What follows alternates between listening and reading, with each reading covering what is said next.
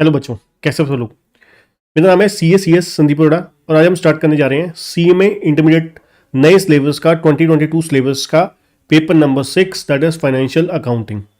जैसे कि आपको पता है ये हमारा नए सिलेबस का पेपर नंबर 6 है। पेपर नंबर 6 है मतलब इंटरमीडिएट ग्रुप 1 का पेपर नंबर 2, क्योंकि पहले 4 पेपर जो होते हैं वो CMA फाउंडेशन के होते हैं, P1 2 3 4। ठीक है जी। और 5 से लेकर 12 तक जो पेपर होते हैं वो हमारे 8 पेपर होते हैं इंटरमीडिएट के। 4 पेपर ग्रुप 1 के और 4 पेपर ग्रुप 2 के। दूसरा पेपर हमारा है फाइनेंशियल अकाउंटिंग। 100 मार्क्स का सब्जेक्ट है ये। ठीक है जी। 100% सब्जेक्टिव रिटर्न होने वाला है ये सब्जेक्ट। ठीक है जी। उसके बाद अगर हम बात करें, सब्जेक्टिव होने वाला है ये पूरा सब्जेक्ट 100 मार्क्स का। अब एक एक करके मैं आपको इस लेक्चर में बताऊंगा फर्स्ट लेक्चर में इस सब्जेक्ट के बारे में कंप्लीट हम लोग जानेंगे कि किस तरीके से एग्जाम में पेपर आते हैं, उसके बाद किस तरीके से क्वेश्चंस आते हैं, चैप्टर की वेटेज क्या है, चैप्टर वाइज वेटेज क्या है, सेक्शन वाइज वेटेज क्या है, कौन कौन से इंपॉर्टेंट चैप्टर हैं, कौन कौन से चैप्टर पे हमें ज़्यादा फोकस करना है और किन किन चैप्टर पे किस किस तरीके से प्रिपरेशन करनी है A to Z। ठीक है बच्चों। और जो बच्चे हमें इस यूट्यूब पे देख रहे हैं उन बच्चों को कहना चाहूँगा, आपको CMA इंटरमीडिएट की लेटेस्ट रिकॉर्डिंग जो क्लासेस हैं, आपको बहुत ही high quality video lectures with quality notes के साथ प्लस वीकली डाउट सेशन के साथ आपको वीडियो लेक्चर अवेलेबल हैं बहुत ही अफोर्डेबल प्राइजेस पे। ठीक है जी। बिल्कुल जो सारी रिकॉर्डिंग्स होंगी वो आपकी as per the CMA intermediate new syllabus के अकॉर्डिंग होगी, मतलब CMA इंटरमीडिएट सिलेबस के अकॉर्डिंग होगी। और सबसे इंपॉर्टेंट बात, कवरेज जो है वो कंप्लीट एज पर द आपका स्टडी मटेरियल के अकॉर्डिंगली कवरेज होगी। ठीक है ना। मैं आपको इसी लेक्चर के थ्रू बताऊंगा कि किस तरीके से आपको क्या क्या चीज़ें कवरेज आपको करना है अगर एग्जाम में बहुत इजीली फर्स्ट अटेम्प्ट में आप क्रैक करना चाहते हो, कि बहुत ज़्यादा मेहनत ना किए बिना, मतलब एक एवरेज सी एफर्ट्स के साथ बढ़िया रिवॉर्ड बढ़िया रिटर्न कैसे निकाली जा सकती है इन फॉर्म ऑफ मार्क्स। ठीक है ना। और जो बच्चे क्लासेस बाय करना चाहते हैं डिस्क्रिप्शन में आपको लिंक मिल जाएगा, वहाँ से डायरेक्टली क्लिक करके बाय कर सकते हैं। ठीक है। और एक कॉन्टैक्ट नंबर भी दे रखा होगा, वहाँ से आप जान सकते हैं अगर आप सब्जेक्ट वाइज भी लेना चाहते हैं क्लासेस, उसके लिए भी मैं आपको लिंक डिस्क्रिप्शन में दे दूंगा। अदरवाइज आप ऑफर्स या फिर लाइव क्लासेस वगैरह के लिए जानना चाहते हैं तो एक डिस्क्रिप्शन में कॉन्टैक्ट नंबर दिया गया होगा, वहाँ पर आप ज्वाइन कर सकते हैं। वहाँ पर ऑफर्स और टाइमिंग वगैरह सब कुछ जान सकते हैं। तो चलिए स्टार्ट करते हैं ना ज़्यादा टाइम लेते हुए, कि सबसे पहले हमारा ये जो सब्जेक्ट है 100 मार्क्स का सब्जेक्ट है। ठीक है जी। Paper number 6। उसके बाद अगर हम बात करें यहाँ पर कुल मिला के किस तरीके से ये सारा सिलेबस बटा हुआ है, पहले नंबर पे इसके अंदर सब चैप्टर्स के बारे में भी हम लोग बात करेंगे। अकाउंटिंग फंडामेंटल आ जाते हैं पहले नंबर पे, कितने मार्क्स के, 15 मार्क्स के। ठीक है जी। उसके बाद फंडामेंटल में देन बी सेक्शन में हमारा आ जाता है स्पेशल ट्रांजैक्शन। अकाउंटिंग वो स्पेशल ट्रांजैक्शन। स्पेशल ट्रांजैक्शन में कुछ चैप्टर पुराने सिलेबस के कंपैरेटिवली रिमूव कर दिए गए हैं, डिलीट कर दिए गए हैं। अब रह कौन से गया है, bill of exchange, consignment, joint venture. ये कितने परसेंट है, 10% है। ठीक है जी। तो मतलब 10 नंबर का है, आप मान के चलिए आपको कंसाइनमेंट या ज्वाइंट वेंचर, कंसाइनमेंट या ज्वाइंट वेंचर दोनों में से एक क्वेश्चन जरूर देखने को मिल सकता है। ठीक है जी। अगर मान लीजिए शॉर्ट क्वेश्चन आता है तो मान के चलिए एक क्वेश्चन कंसाइनमेंट ज्वाइंट वेंचर में से और एक क्वेश्चन बिल ऑफ एक्सचेंज में से आएगा। अगर लॉन्ग क्वेश्चन आया तो कंसाइनमेंट, ये तीनों देखा जाए एक्चुअली में तीनों चैप्टर इक्वल इंपॉर्टेंट हैं। ठीक है। तीनों में से बिल ऑफ एक्सचेंज की अगर मैं बात करूं, बिल ऑफ एक्सचेंज में अकोमोडेशन बिल वाला क्वेश्चन लॉन्ग क्वेश्चन आ सकता है। कंसाइनमेंट ज्वाइंट वेंचर तो इंडिविजुअली इतना है स्ट्रॉन्ग चैप्टर कि कोई भी चैप्टर में से आपको लॉन्ग क्वेश्चन 10 मार्क्स का देखने को मिल सकता है। उसके बाद इंस्टीट्यूट का all time favourite section C. ठीक है जी। इसमें आपके 3 मेन चैप्टर आ जाते हैं, पर तीनों देखा जाए सेम ही है। ये बहुत इजी और बहुत इंपॉर्टेंट आप लोग कह सकते हो। ठीक है ना। जैसे कि फाइनल अकाउंट है आपका, नॉट प्रॉफिट ऑर्गेनाइजेशन है, और accounting for incomplete record that is single entry. ये तीनों चैप्टर जो है बहुत इंपॉर्टेंट है। ठीक है जी।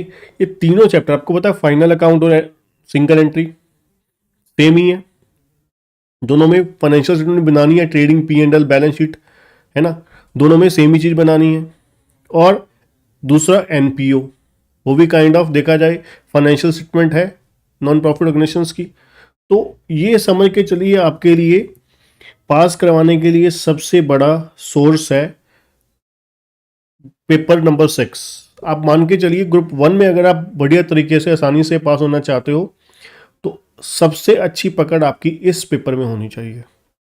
इस पेपर में आप मिनिमम जो टारगेट लेकर चलें 65 प्लस का, मिनिमम टारगेट 65 प्लस का लेकर चलिए, फिर आपको इजीली जो है ग्रुप 1 क्लियर करने में आपकी बहुत बड़ी हेल्प हो जाएगी अगर आप इस पेपर को टारगेट करके चलते हैं। क्योंकि इसमें देखिए सबसे बड़ी बात है इस पेपर की खासियत क्या है, पेपर नंबर 6 की फाइनेंशियल अकाउंटिंग की, कि आपको यहाँ पर ज़्यादा कोई सेक्शन नहीं याद करने, कोई इतना खास प्रोविज़न नहीं है, ठीक है, कोई आपको यहाँ पर केस स्टडी वगैरह नहीं है, ठीक है, यहाँ पर टेक्निकलिटी भी नहीं है, ठीक है। तो मतलब कहने का क्या है, बहुत ही सिंपलीफाइड वे में इस एग्ज़ाम में इस सब्जेक्ट में आप 70-80 मार्क्स स्कोर कर सकते हैं। यहाँ पर बस ध्यान आपको क्या रखना है, नंबर 1 एक्यूरेसी, वो तो हर चीज़ में चाहिए ही चाहिए। दूसरी चीज़ प्रेजेंटेशन हैंड राइटिंग अच्छी करें तो बहुत बढ़िया बात है। चौथे नंबर पे सबसे मेन इंपॉर्टेंट चीज़ वर्किंग सिस्टमैटिक वे में होनी चाहिए, जिससे आपको चेक करने वाले को जितनी ज़्यादा सुविधा होगी उतनी ज़्यादा रिजल्ट वाले दिन आपको सुविधा होगी, है ना। अगर आप हैंड राइटिंग गंदी सी होगी, आपकी प्रेजेंटेशंस प्रॉपर नहीं होगी, ठीक है, वर्किंग प्रॉपर नहीं है, कैलकुलेशन आपने सही नहीं दिखा रखी, तो जितना सामने वाले को आप लोग परेशान करोगे रिजल्ट वाले दिन खुद ही परेशान होगे। मैं सिंपल सी बात बोलता हूँ, ठीक है ना। आप सोच के चलिए कि आप चेक कर रहे हैं तो आपको किसी और का पेपर चेक करें तो क्या देखने में मज़ा आ रहा है? अगर मज़ा आ रहा है तो समझो सामने वाले को भी आने वाला है, ठीक है ना। तो ये सोच के, ये अप्रोच से अगर आप एग्ज़ाम अटेम्प्ट करने की सोचोगे तो बहुत सुखी हो जाओगे रिजल्ट वाले दिन, ठीक है। तो ये 3 चैप्टर बहुत ज़बरदस्त तरीके से करना है आपको, final account, NPO, in single entry, ठीक है जी। उसके बाद पार्टनरशिप अकाउंटिंग, ये बहुत लंबी चौड़ी है, ठीक है, ये आपको सबसे लास्ट में करना है। पार्टनरशिप की प्रिपरेशन सबसे लास्ट में करनी है, कोई लिंकेज नहीं है किसी चैप्टर के साथ, इसका बिल्कुल डिफरेंट है ना, आपको भी पता ही है, पर बहुत ज़्यादा लेंथी है। इस वजह से मैं आपको बोलूँगा पार्टनरशिप को सबसे अंत में करना है जब सारा सिलेबस अकाउंटिंग का हो चुका होगा, ठीक है जी। रीज़न आपको अभी पता लग जाएगा जब मैं आपको डिटेल में बताऊंगा कि इसमें कौन कौन से चैप्टर आने वाले हैं, ठीक है।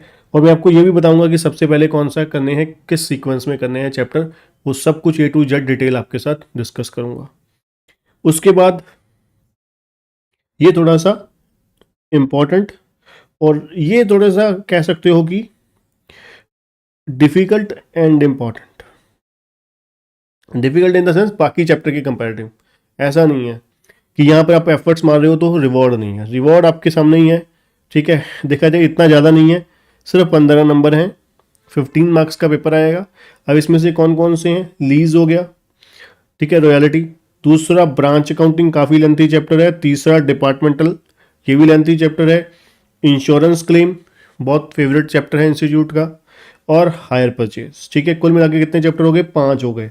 रॉयल्टी छोटा चैप्टर है, ब्रांच लॉन्ग चैप्टर है, डिपार्टमेंट लॉन्ग चैप्टर है, इंश्योरेंस क्लेम मॉडरेट बोल सकते हो, बहुत ज़्यादा बड़ा भी नहीं बहुत ज़्यादा छोटा भी नहीं, हायर परचेज ये भी मॉडरेट है, ठीक है जी। बट देखा जाए 15 नंबर के हिसाब से ये पांचों चैप्टर बहुत ज़्यादा हैं, ठीक है, इसलिए मैं आपको बोल रहा हूँ कि मैं आपको सीक्वेंस बताता हूँ आगे आगे जाके, ठीक है। और एएस अकाउंटिंग स्टैंडर्ड ये बहुत इंपॉर्टेंट है।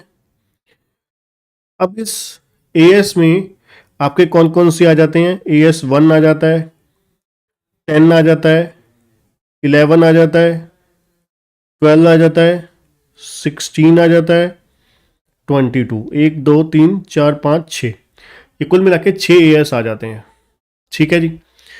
चलिए अब मैं आपको बताता हूँ, ये हमारी इस तरीके से सेक्शन वाइज वेटेज थी, ठीक है जी।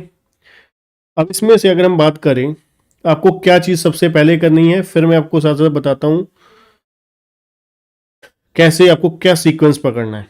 सबसे पहले नंबर पे जो हमारा फर्स्ट सेक्शन था 15 नंबर का, ये पकड़ना है आपको, बेसिक फंडामेंटल्स। ये आपको वैसे भी जरूरी है।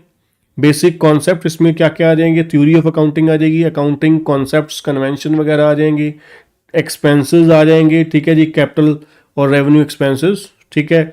उसके बाद जो हम +1 में बुक कीपिंग पढ़ी हमने, voucher, journal, ledger, trial balance, subsidiary, ये सब कुछ अगर आपको आता है ठीक से तो छोड़ दीजिए, कोई दिक्कत नहीं है, ठीक है। इसमें से भी मान के चलिए आपको voucher, journal, ledger, trial, subsidiary, इनमें कैश बुक, इन सब में से एक क्वेश्चन जरूर आएगा 5 नंबर में, ठीक है जी।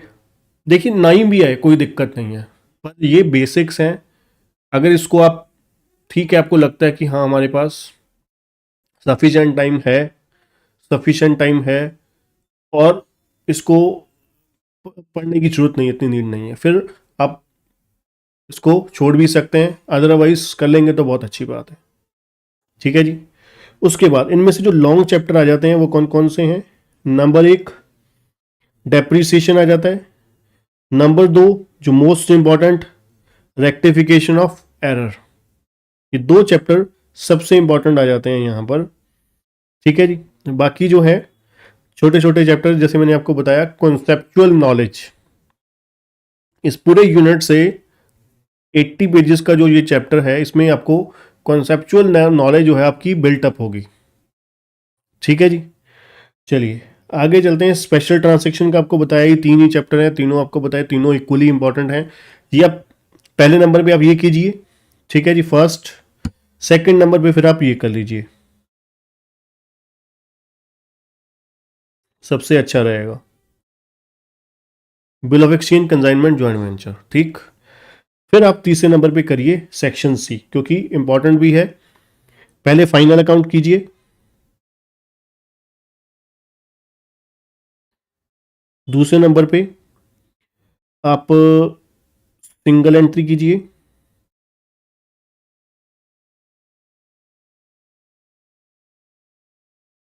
तीसरे नंबर पे एनपीओ कीजिए, ठीक है जी। इस सीक्वेंस में सी सेक्शन करना है आपको, ठीक है जी।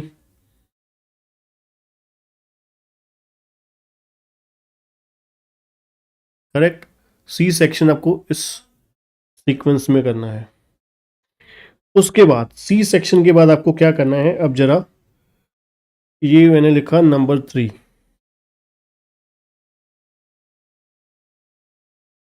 ठीक। अब आ जाइए चौथे नंबर पे, आपको करने हैं एएस, अकाउंटिंग स्टैंडर्ड्स, नंबर 4। कितने नंबर के हैं, 20 मार्क्स के,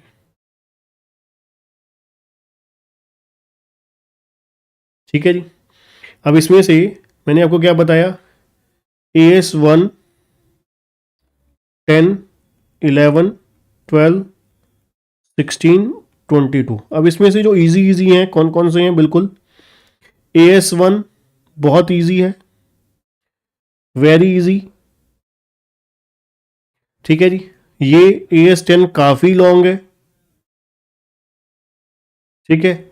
11, 12, 16 ये आप कह सकते हो आराम से हो जाएंगे आपके, इजी और इंपॉर्टेंट भी हैं। AS12 और आप कह सकते हो 12 और 16, ठीक है जी। AS12 और 16 ये दोनों बहुत इंपॉर्टेंट है, और तीसरा 22, ठीक है जी। 12, 16, 22, 16 और 22 प्रैक्टिकल के पॉइंट ऑफ व्यू, ठीक है जी, कंफर्म है। एक क्वेश्चन देखो ना, आपको 20 नंबर का आना है, इसका मतलब है 5 क्वेश्चन आएंगे, 5 नंबर के, 5 में से 4 करने होंगे आपको, ठीक है। तो AS1 को छोड़कर सभी AS में से मान लीजिए कि क्वेश्चन आएगा ही आएगा, तो बाकी है ना, तो बहुत रेयर केस में एक आधा ऊपर नीचे हो सकता है AS1 आ जाए, अगर अदरवाइज मान के चलिए एएस जो 1 को छोड़कर बाकी सभी एएस इक्वली इंपॉर्टेंट है। बस एएस 10 जो है आपको लास्ट में करना है क्योंकि काफ़ी लेंथी है, बहुत लेंथी है। ठीक है, मान लीजिए 4 एएस के बराबर इकलौता एएस आई है, या 3 एएस के बराबर बोल सकते हो इकलौता एएस आई है। ठीक है जी, तो एएस का बाकी एएस 1 फटाफट हो जाएगा, एएस 11 फटाफट हो जाएगा, 12 16 फटाफट हो जाएगा, 22 उसमें कुछ सिलेक्टिव से क्वेश्चन आते हैं। ठीक है, उसमें से ही सारा कुछ है। उसके बाद फिर आपको आना है ये वाले यूनिट पे। ठीक है जी, इसमें भी अगर आपके पास टाइम कम है तो सबसे पहले कीजिए इंश्योरेंस क्लेम, बहुत आसान है। दूसरे नंबर पे हायर परचेज, ये भी इजी है। तीसरे नंबर पे कीजिए रॉयल्टी। ठीक है जी, छोटा और आसान है।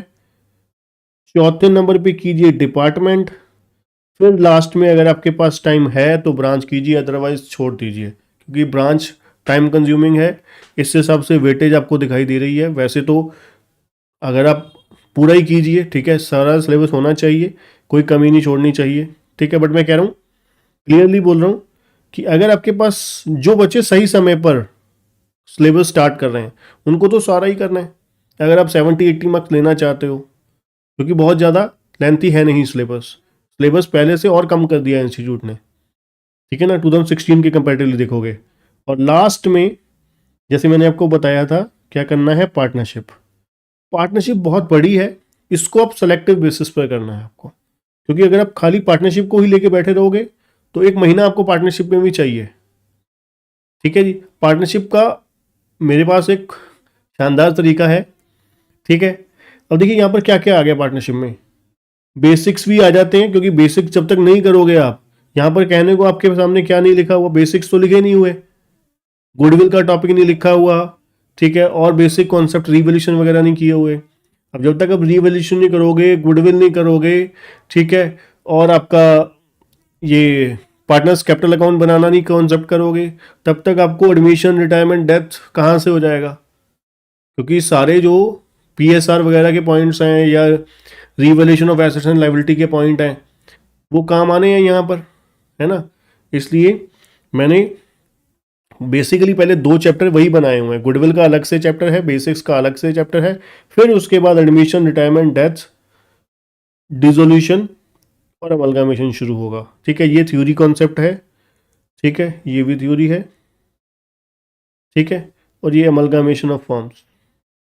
ठीक है, इसलिए क्या कीजिए, ये हो गया। और डिसोल्यूशन अलग से, डिसोल्यूशन वेरी इजी है।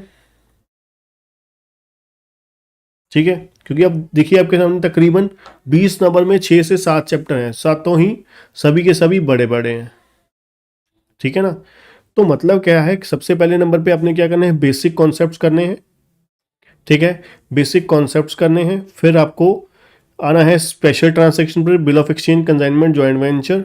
ठीक है, फिर आपको उसके बाद साथ साथ करने हैं हमारे क्या चैप्टर करने हैं, फिर आपको करना है तीसरे नंबर पे फाइनल अकाउंट वाले। ठीक है, ये हमारा सी सेक्शन हो गया। ठीक है, फाइनेंशियल स्टेटमेंट वाला।